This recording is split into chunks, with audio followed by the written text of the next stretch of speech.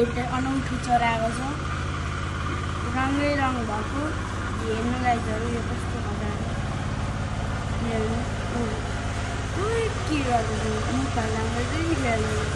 गाइजहरू हेरिरहेछ गयो तल गएर गाइजहरू